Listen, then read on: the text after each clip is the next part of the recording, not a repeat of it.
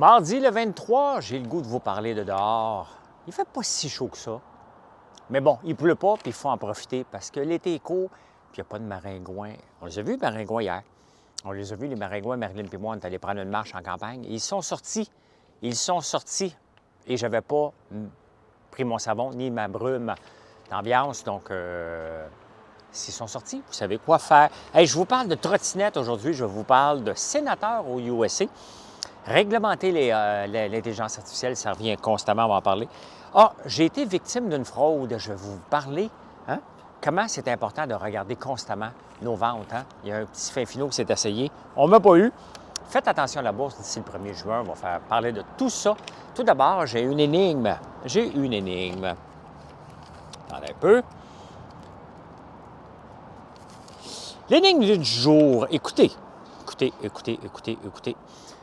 Là, je parle aux nerds. Là. Il y en a parmi vous qui sont nerds un peu plus. Là. Si vous le trouvez, OK. Le café vient souvent de haut. Parlez de ça. Pensez à un café et pensez à un langage de programmation qui a vu le jour le 23 mai 1995. Pour les plus nerds, encore, je vais pousser une coche là, pour vous aider aux nerds, là, pour vous aider à le trouver. Là. Ces gens-là travaillaient pour Sun Microsystems. Et ils n'aimaient pas le langage orienté-objet C++. 95 des gens n'ont aucune idée de quoi je parle. Moi, c'est mon monde. Ce que je vous parle là, c'est mon côté. Et d'ailleurs, avant de faire les nouvelles, on me demande souvent qu'est-ce que tu aurais fait si tu n'aurais pas été entrepreneur? Et j'étais un programmeur avant d'être entrepreneur et j'aurais pu le rester toute ma vie. J'ai adoré programmer. Donc, si je n'avais pas réussi en affaires, je serais retombé programmeur et j'aime ça. Qu'est-ce que je programmerais aujourd'hui? Probablement, j'utiliserais l'intelligence artificielle, tout simplement.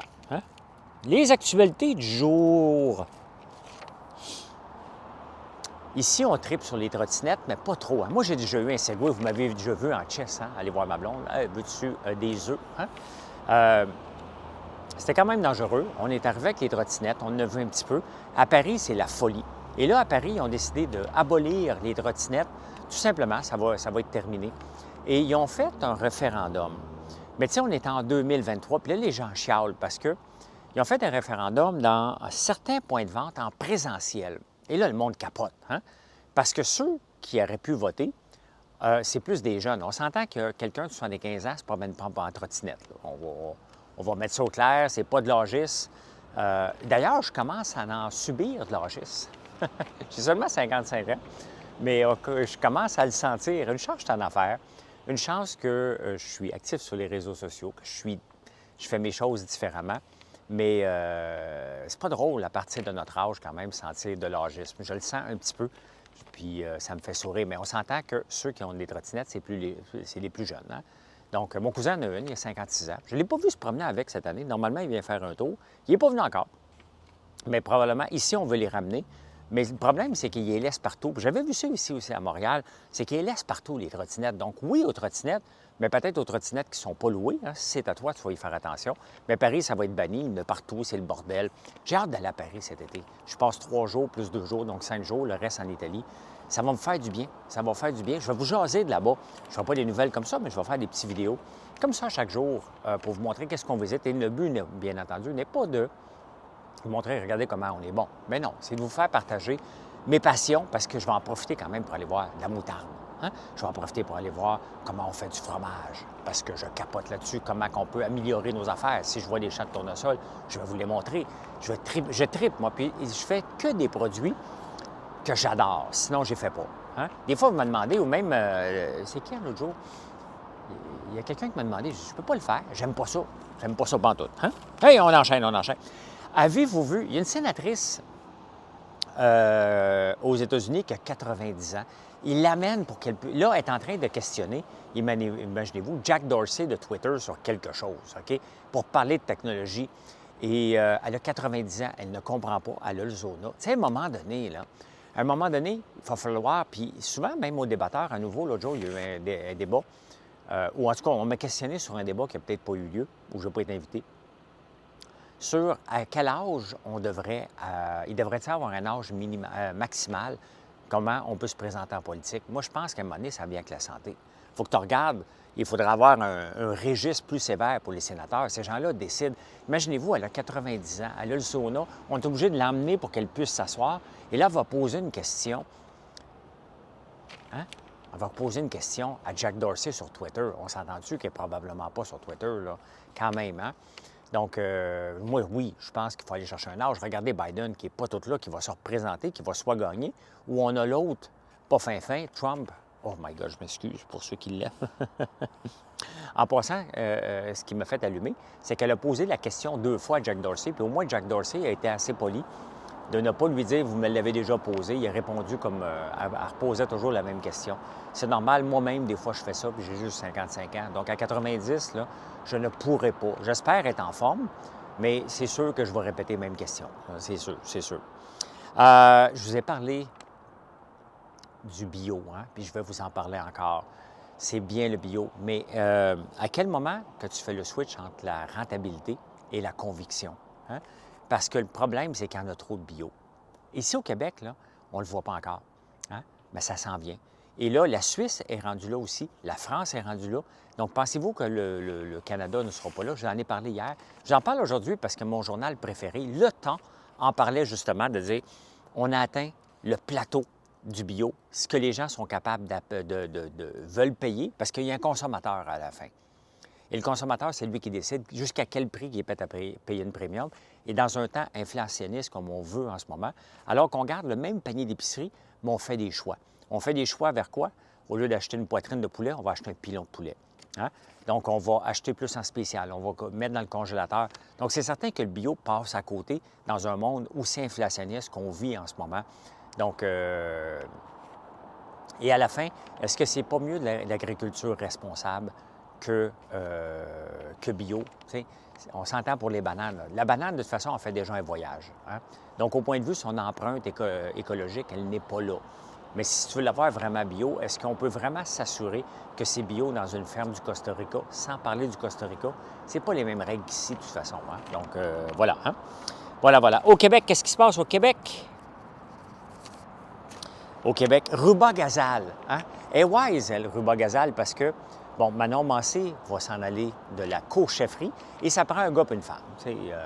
À un moment donné, le problème, là, c'est que avant, une femme, un homme homosexuel, on disait que c'était un gay. Une femme homosexuelle, on disait que c'est une lesbienne. Bon, même moi, je le dis, puis j'ai de la misère à le dire. Là maintenant, c'est LBGTQI+, puis il en rajoute, là. Il en rajoute. Fait que là, tu sais, qu'est-ce qu'ils vont faire, le Québec solidaire, à un moment donné? Là, ça prend un gars, une femme. Là, ça va prendre quelqu'un. Son orientation sexuelle va être importante aussi, à un moment donné. Il va y avoir des chefs là-dedans, là. Je trouve ça complètement niaiseux, OK? Parce que tu ne prends pas quelqu'un parce qu'il est un gars, parce qu'il est une femme. Tu prends quelqu'un parce qu'il est compétent. Et la co-chefferie, c'est de la niaiserie, là, ça ne marche pas. Mais elle est wise, hein? Parce que Ruba Gazal, quand même, c'est un gros nom pour Québec solidaire. Et elle a décidé de le dire tout de suite. Moi, je vais me présenter. Il y a Christine Labrie aussi, à Sherbrooke. Le problème, c'est que Ruba Gazal vient de Montréal. Et si Québec solidaire veut espérer percer dans les régions, ça prendrait peut-être quelqu'un de l'extérieur, de Montréal. Donc, qu'est-ce que tu fais si Ruba Gazal est en maudit alors que c'est un gros nom? Elle était wise, puis elle a bien fait de dire « moi, j'y vais ». Donc, c'est un peu maudit de ne pas choisir parce qu'elle est présente, elle est omniprésente à suivre, mais il va y avoir de la bisbille là-dedans. Là. Vous allez voir que, tu sais, tout est beau, tout est fin, Québec solidaire. Vous allez voir que le désir d'avoir du pouvoir est assez élevé chez tout le monde, puis les gens politiciens, ils sont là pour le pouvoir avant tout. Hein? Réglementer l'intelligence artificielle, on va-tu arrêter de ça? Moi, je suis plus capable de voir des gens qui parlent d'intelligence artificielle comme quoi c'est dangereux, qu'il faut le réglementer alors qu'ils ne l'ont pas utilisé. Il y a eu les profs, on n'arrête pas d'en parler. Moi, par rapport à ça, je dis tout le temps, il faut embrasser la technologie. Hein? Embrace, qu'on dit en anglais. Elle est là. Qu'est-ce qu'elle peut faire pour nous, tout simplement? Comment qu'elle peut m'améliorer comme entreprise? Comment qu'elle peut m'améliorer dans mes recherches comme individu? C'est comme ça qu'il faut le regarder. Regardez, j'ai développé un paquet de produits dernièrement à l'aide de l'intelligence artificielle qui me permet d'aller plus vite. Regardez, je veux faire mon huile de soya pour faire ma propre cire. Hein? Bon, j'achète mes produits de pur arôme. Puis, j'avais vu que c'était de l'acide quelque chose. J'oublie le nom, là. J'en ai chez moi parce que je n'ai pas fait le test encore, qu'on rajoute pour d'épaissir. Donc, c'est comme ça. Donc, c'est ChatGPT qui me l'a donné. Il y a un paquet d'autres produits par rapport à l'azote que j'utilise dans mes produits qui m'ont aidé. Il m'a aidé pour faire mes épices, qu'on va sortir dans les prochaines semaines. C'est quand même moi qui l'ai fait, mais il m'a donné une base par rapport à ce que je voulais. J'ai dit, gars, je veux ça comme goût, ça comme goût. Il m'a donné une première recette que j'ai améliorée 8 fois. Là. Elle ne fait pas ta job, mais elle est là, il faut arrêter d'avoir peur. Moi, tout de suite, je suis quand même pas un jeune, là. Tu sais, j'ai quand même 55 ans et j'accepte de sauter là-dedans à pieds joints. Puis quand il va y avoir quelque chose d'autre qui va arriver, je vais sauter dedans aussi. Ça m'aide aussi. Regardez, j'ai une recette de muffins aux carottes que j'ai écrite en 2020. Ou Marilyn l'a écrit, un des deux, c'est pas grave, c'est Marilyn probablement. Et je l'ai améliorée. Aujourd'hui, cette recette-là m'amène, grâce à l'intelligence artificielle, m'amène 82 personnes par semaine la semaine passée. C'est énorme! Une recette de muffins aux carottes. Je suis dans la même page que Ricardo, Colin. Hein? La recette est là. J'ai juste amélioré le référencement pour que quand vous le cherchez, bien, vous tombez sur la mienne. Colin, c'est assez fantastique. Puis là-dedans, ça me permet de plugger mon sucre d'érable. Bien, c'est ça. Mes ventes augmentent, moi, grâce à l'intelligence artificielle. Donc, quand il va y avoir autre chose encore plus avancée, je vais encore être là. Et c'est mon rôle. Puis j'espère être encore vif comme ça à 80 ans. Je trouve ça important de ne pas avoir peur et de dire non, c'est là maintenant. Ça ne donne rien de le breaker, là. On est rendu déjà trop loin, tout simplement. Est-ce qu'il faut le réglementer? Peut-être un peu par rapport à comment faire une bombe atomique, mettons. Là. Mettons qu'on demanderait ça, il devrait dire « je te le dis pas ». On s'entend pour ces choses-là, mais pour l'étude, il faut arrêter de capoter. Là. Et les statistiques commencent à sortir. Hein? Avant, il y avait drunk driving. Là, il y a drug driving. Hein? Bien, maintenant, les gens sous l'influence de la drogue sont plus élevés que les gens sous l'influence de l'alcool. Une moto. Une moto. Donc, c'est quand même inquiétant. Hein? C'est très, très, très inquiétant. Est-ce que c'est la légalisation qui a fait ça? Moi, je suis assez libertin. Mais à un moment donné, si ça l'amène des choses comme ça, bien, je me dis peut-être qu'il faut mettre encore des règles encore plus sévères, tout simplement. C'est juste un encore que je voulais vous parler comme ça. Tabarnouche, il y a eu le Bloc québécois qui s'est rencontré. Comment ça se fait que le Bloc québécois se rencontre un week-end, un long week-end de la fête des Patriotes, eux autres? Hein? Parce qu'ils ont entendu dire « Ah, c'est la fête de Victoria, je vais prendre le congé, mais je ne célèbre pas en famille. » Avez-vous célébré, vous autres? Hein? Moi, j'ai fait de la route. J'ai donné une conférence à LS Bilodeau et bien, j'ai acheté une machine pour faire du fromage. Pour moi. Pour moi. Un jour, je vais en vendre. Pas tout de suite. Je vais me perfectionner, je vais m'amuser en attendant. Donc, Jérémy Gabriel, je ne savais pas, moi, qui était NPD. Là, il annonce qu'il s'en va, il était au Congrès, il annonce qu'il s'en va dans le Bloc. Je suis pas sûr que c'est une bonne nouvelle, hein? Le petit Jérémy. Je fais juste une blague. Jérémy, poursuis-moi pas. Parce que moi, là, aller appeler un avocat parce que tu me poursuis, puis je vais me faire dire ça dépend du juge, ça me tente pas. Fait que je fais juste dire bonne chance, mon gars. Bonne chance.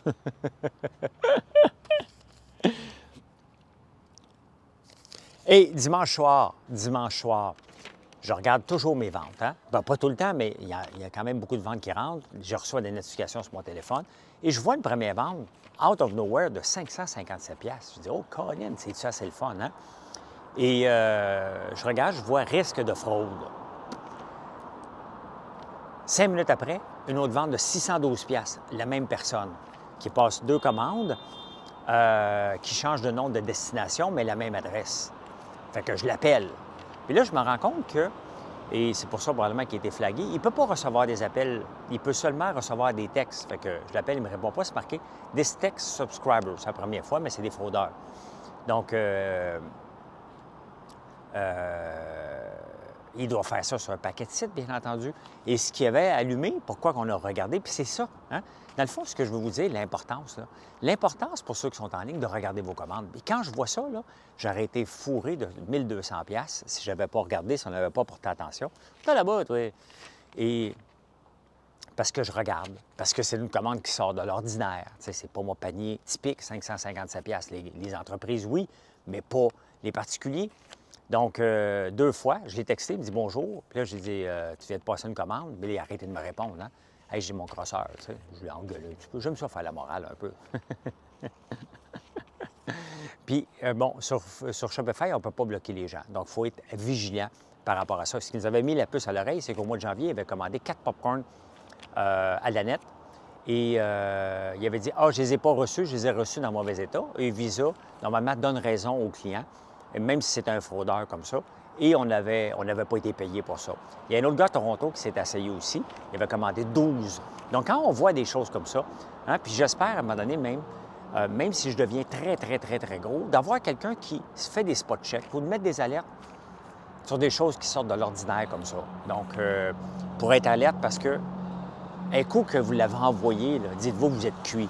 La compagnie de Visa ou Mastercard ne vous donnera jamais raison, ni American Express. Vous êtes cuit, mais raide, vous perdez de l'argent. Et pour moi, perdre 1 200$ hier, c'est un trou, un profit d'une semaine, 2 semaines, 3 semaines, c'est énorme. Hein? On ne peut pas se permettre de perdre des choses comme ça. Donc, soyez vigilants. Il y en a des fraudeurs constamment, constamment. Et là, il ne m'a pas eu. Hein? Il ne m'a pas eu. Je me suis déjà fait avoir en envoyant 12 lingots d'or, 12 lingots de sucre. Puis, il a eu son rabais. Il n'y a rien à faire. Il n'y a rien à faire. Dès que c'est parti, là, dites-vous que vous êtes fourré, mais raide. Hein? Complètement. Et la bourse était tranquille hier parce que c'était la journée des Patriotes, mais pas aux États-Unis. Hein? C'est ouvert aux États-Unis. Mon titre préféré a pris une débarque. Je ne sais pas pourquoi encore, le Coca-Cola. Mais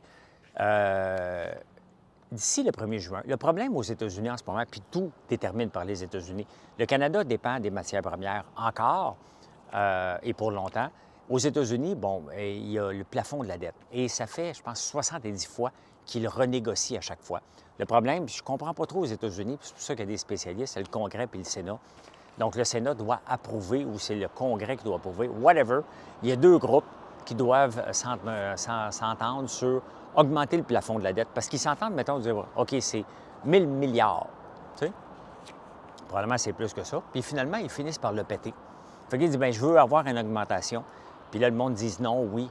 Donc, est-ce qu'il va y avoir un défaut de paiement le 1er juin? Ça passe. À chaque année, on rembarque dans la même affaire. Cette année, ça semble être plus sérieux. Donc, d'ici le 1er juin, tant que ça n'est pas réglé, si ça se règle avant, la bourse va peut-être repartir. Si ça ne se règle pas, on peut s'attendre à un crash peut-être de 10, 15, 20 là. Donc, soyez prudents. Hein? Ce n'est pas des recommandations que je vous donne, mais soyez prudents d'ici le 1er juin, le temps que ça se règle. Hein? T'as autrement aussi, il y a des marins, oui. Il y a des marins, oui.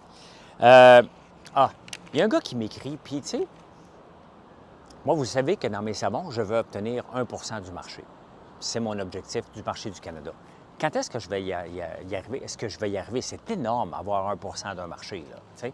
Ça prend une présence constante puis que les gens nous adoptent. Je m'en vais vers là, mais est-ce que je vais stagner à 500 savons par jour, à 600? Moi, je veux me réveiller à chaque jour puis d'en avoir 1000. Sachant qu'une mauvaise journée va être 1000 puis une bonne journée va être 1500. C'est ça que je vise éventuellement. Ça va me prendre combien de temps? Je ne le sais pas. Il y a un gars qui m'écrit parce qu'il veut se lancer en affaires je ne vais pas le nommer, mais dans un domaine que je ne crois pas pantoute.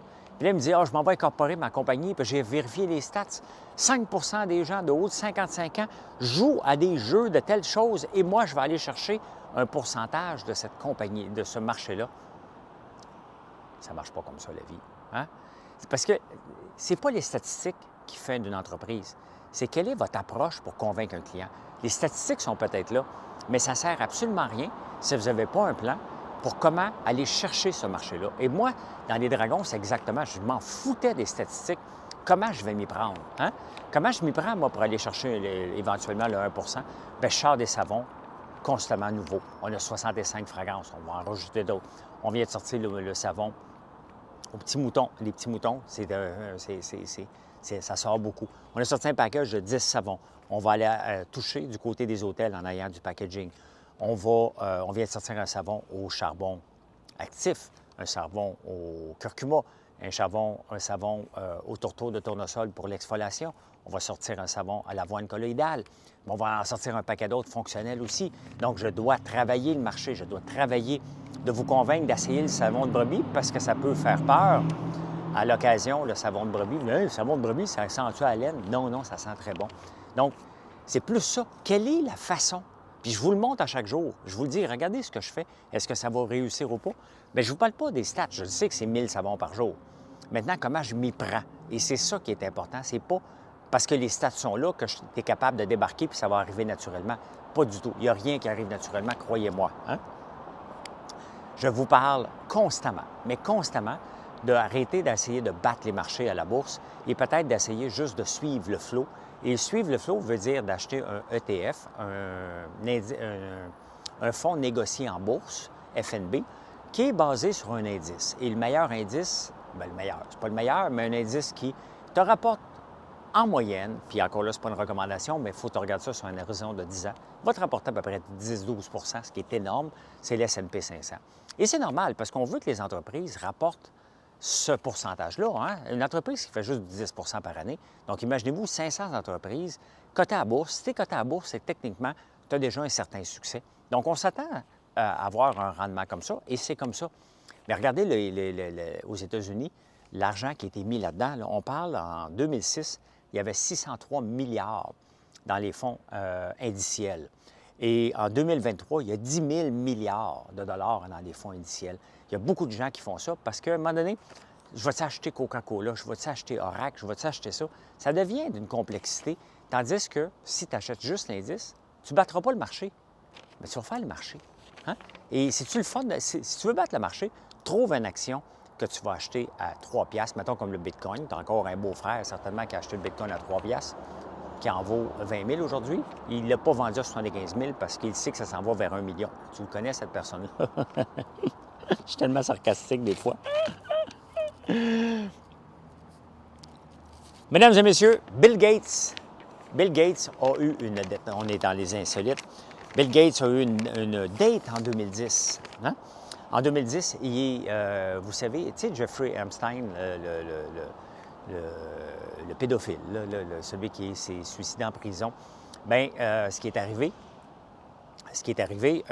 Bill Gates est allé voir une joueuse de bridge. Hein? Elle avait 20 ans, il avait 55 ans. Et vous savez, Jeffrey Epstein, ce qu'il faisait, puis probablement qu'il faisait ça avec tout le monde, et c'est pour ça qu'il a invité des hommes riches sur son île avec des petites filles, c'est qu'il a dit « Ah, OK, moi le dire à ta femme. Moi le dire à ta femme que tu as eu une date. Hein? » Donc, il blackmailait les gens pour avoir de l'argent. Et c'est comme ça qu'il s'est bâti un empire, Jeffrey Epstein. Donc, mais ce qui me fait rire là, dans cette nouvelle-là, c'est que Bill Gates, le nerd à Beden, a une date. OK, il est riche à craquer, là, mais tu sais, on s'attend, on pense que juste ceux qui trompent, là c'est des pétards. Puis c'est pas le cas parce qu'il y a un méchant paquet, là. Hein? Il y a un méchant paquet.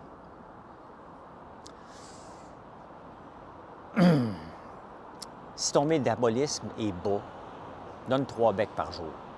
3 becs par jour fait augmenter notre métabolisme, les amis. Je n'ai pas le pourcentage, ça a juste dit ça, la stats. Donc, 3 baisers par jour. Hein? Et je pense qu'un French, pendant une minute, intense, là, vas-y, tourne la langue, là, 21 calories de perdu, quand même. Hein? Hey, tous les 7 ans, oui. Bien, le chiffre 7 est quand même assez présent, puis probablement c'est pour ça qu'il l'a utilisé. Tous les 7 ans, on perd la moitié de nos amis, puis on les remplace par des nouveaux. Hein? Regardez, c'est vrai, parce que moi aussi, je regarde ceux que je me tenais beaucoup avant avec. Bien, tu finis par te perdre de vue, parce qu'on met le raison, et on finit par les remplacer par d'autres, ou la COVID a fait qu'on n'a pas remplacé beaucoup. Là. On est en déficit d'amis. J'en cherche pas. J'ai mes amis virtuels qui sont des vrais amis sur Facebook et ici, hein, sur YouTube. Donc, voilà. On va faire un test. Je vous en ai déjà parlé, mais je suis retombé dessus, puis à toutes les fois, je le pratique. www. Je peux pas le voir, un peu. www. À peu près 2 secondes. World Wide Web, 1 seconde. Hein? C'est le double du temps, dire www au lieu de dire World Wide Web, parce que www n'a pas de syllabes.